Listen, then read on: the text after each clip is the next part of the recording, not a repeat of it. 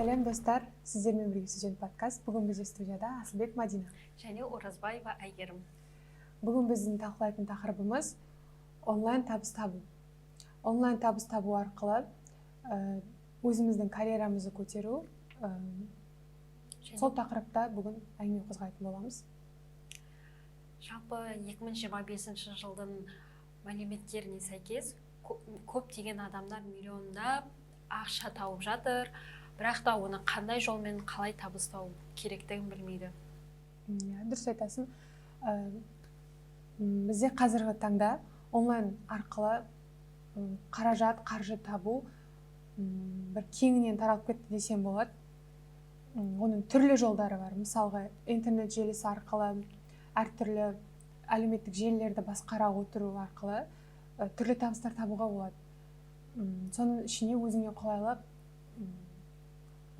қандай әлеуметтік желілерді білесің? Мысалы, мен өзім көбінесе Инстаграмда және TikTok желісінде отырамын. Мысалы, TikTokта SMM болып, таргет жүргізіп, ал TikTokта стрим және жастар тілімен айтқанда стрим және де аудиторияны өзіне қаратып, біреулеріне сыйлық жіберу арқылы табыс табуға болады. Жаңа атап өткендей, TikTok әлеуметтік желісі арқылы стримға кіру, жаңағы өзің айтқандай стримға кіру арқылы табыс табуға болады деп айтып кеттің. Сол стримнің қазіргі жастарға бір берер оң және теріс әсерін айтып кетсең. Мысалы, оның оң жағы, мысалы, мүмкіндігі шектеулі жандар, немесе киім сату дүкендеріне оң пайдасы бар. Мысалы, дүкен магазиндеріне киімдерін көрсетіп, ал оны көріп отырған көрермендер ақшаны жіберіп, пайдасын тауып жатыр. Ал мүмкіндігі шектеулі жандар өздерінің қолдарынан жасаған заттарды сатады, оны көріп адамдар сатып алады тоже. Мен де дәл солай ойлаймын. Қазіргі таңда, мысалға, стримда көбіне отыратындар бір мүмкіндігі шектеулі, жұмысқа жарамайтындар, көптеп сондай адамдар отырады ғой. Сол стримнің негізі теріс емес, керісінше оң жақтары өте көп деп ойлаймын. Осы атап өткендер сияқты, мысалға, саған онлайн табыс табудың бір мүмкіндігі түсетін болса, қандай жолмен табыс табар едің онлайн арқылы? Мысалы, мен үшін жаныма жақын, өзіме ыңғайлы платформа ол Instagram. Себебі ода сторис түсіру арқылы өзіне көптеген мүмкіншілік бар. Ода монтаж жасау ыңғайлы, және де ода түрлі маскалар бар, эмоцияларды қоюға болады. Көптеген аудиторияны өзіне қаратып, конкурс ұйымдастыра аласың, ақшалай ұтыс жасай аласың. Ал саған ше?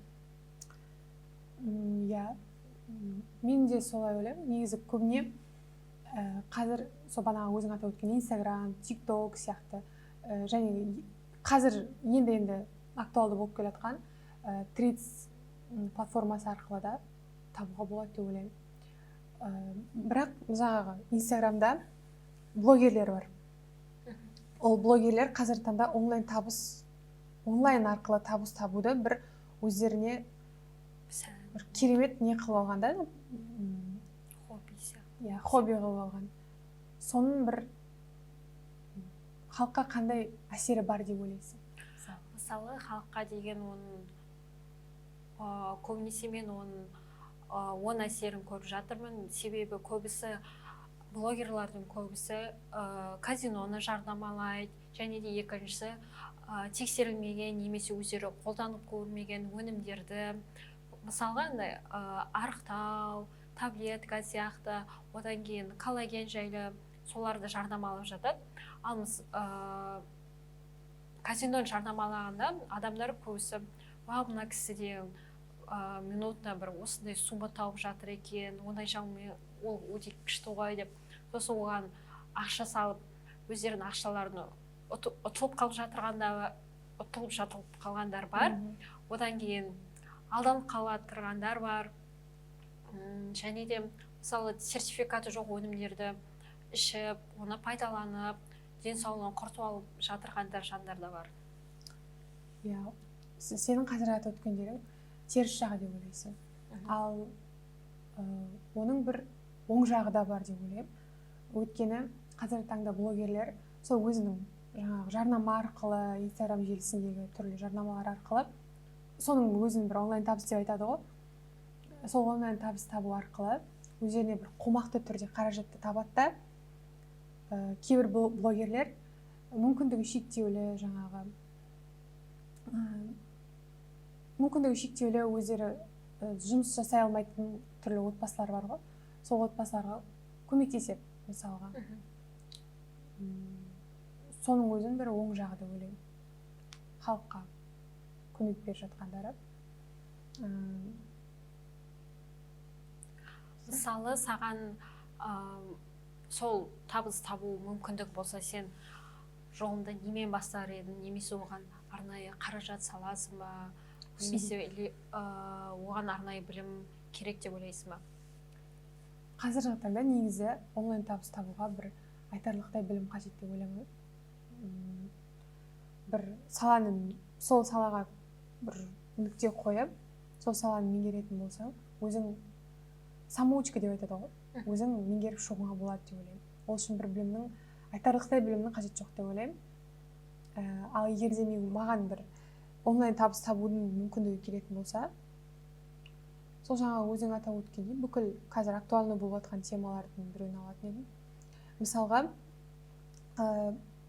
танымал тұлғалардың, мысалға, әншілердің десек, блогерлердің десек, олардың Инстаграм желілерін немесе TikTok аккаунттарын жүргізіп беру арқылы күнделікті мысалға күнделікті олардың стористерін салып отырасың, күнделікті рилстарын жүктеп отыру арқылы негізі қазір жастар көптеп сонымен қаржы тауып жатыр. Соның бірін онлайн табыс деп айтуға болады. Сол саламен жұмыс жасар едім. Өзіме сол қолайлы болады деп ойлаймын. Мысалға, өзінің күнделікті өмірінде болып жатырған күн тәртібіңді, немесе өзінің хоббиіңді менімен бірге дайындал деген жастар білетін шығар, соны түсіруге болады, немесе тамақ пісіру әдістерін түсіруге де болады. Мысалы, Инстаграмнан өзіне бөлек жабық аккаунт ашып, соған пайдалы заттар салып, оны сатуға да болады. Мысалы, жаңа айтып кеткендей, тамақ пісіріп, жаңа кулинариямен мысалға да, тамақ пісіріп түрлі рецепттар мысалы жүктеп YouTube желісіне, ол бірақ қазір емес, бұрынғы уақыттарда да актуалды болған тема, бұрынғы неден келе жатырған. Мысалға, өзінің бір фудблогерлік жолды таңдап, түрлі рецептерді YouTube желісіне жүктеу арқылы түрлі просмотрлар және де подписчиктер жинау арқылы да бір табысқа шығуға болады деп ойлаймын.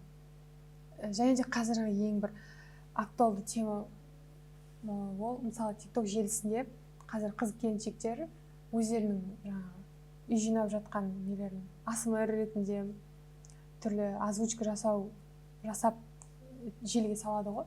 Солар қазір көптеп адамдарға қызық болып жатыр. Сол арқылы көптеп просмотрлар жинап табысқа шығып жатыр. Мысалы, айтатын болсақ, монетизированный аккаунт дейді ғой қазіргі тілмен. Сол аккаунтты ашып алып, көбінесе көп балалы аналар, немесе жалғызбасты аналар күн сайын TikTokқа видеоны жүктеп, сол ай сайын 400 мың, 500 мың, немесе одан да көп табыс тауып жатырған аналар да бар. Осы талқылап өткен тақырып аясында онлайн табыс табудың оң да теріс те жақтары бар екенін білдік. Осы қазіргі таңдағы актуалды болып жатырған теманың бірі деп ойлаймын. Табыс табу арқылы өзінің уақытыңды да үнемдейсің, әрі бері жүріп те өзіңді шаршатпайсың. Иә. Міне, осылайша біз осы подкастымызда онлайн табыс табудың қыр-сырларын, оң теріс жақтарын білдік десек болады. Баршаңызға рахмет.